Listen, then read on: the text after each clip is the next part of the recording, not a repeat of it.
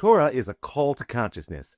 And if we're looking for a point of heroism in this week's Parsha Vayikra, we need go no further than the very first word. God communicates with Moshe in the Torah. We all know this. Sometimes it's dibur, speech, or amira, saying, but this week we get a unique appearance of kri'ah. It's a call. Now, I say unique, but the reality is the Midrash tells us that before all the speeches, before all the commandments, before any interaction, God called to Moshe.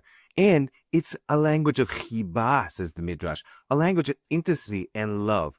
What exactly does that mean? It means that the Torah is a call to consciousness, and not just any consciousness. This third book of the Torah is filled with a very particular form of avodah, of a divine service. That is the korbanot, usually translated as sacrifices, often as offerings. The korbanot really mean to come close. And that's what this kriya is all about. It's not just a call to consciousness. Hey, Moshe, you paying attention? God wants Moshe to be fully present before any interaction so that there can be real intimacy that results from their communication.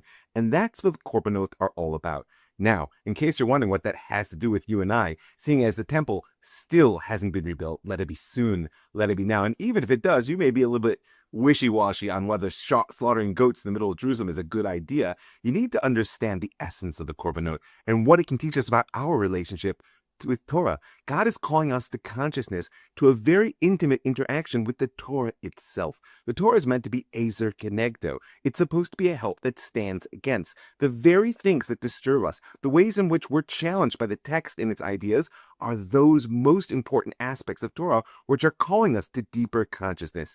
If you take as a matter of faith that God has given the Torah to us for our good, and yet you allow yourself to be challenged by the things it says and the commands it asks of us, then you're entering into a real relationship of intimacy, asked to make sacrifices and able to demand of God the clarity to understand what it is we are supposed to do in the world. What's our avoda?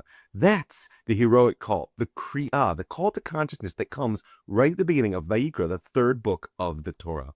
If you want to know a little bit more about Jewish heroism, be in touch with me, robmikefoyer@gmail.com. I'm happy to engage in Torah life counseling and find the ways in which your life is a heroic journey, to uncover the light you were created to shine and let it loose on the world. Or you can go to jewishheroism.com. There you will find the 7 paths of the Jewish hero's journey, all laid out for you in detailed source sheets, videos, everything that you could desire to uncover the Torah's heroic face. Shabbat Shalom.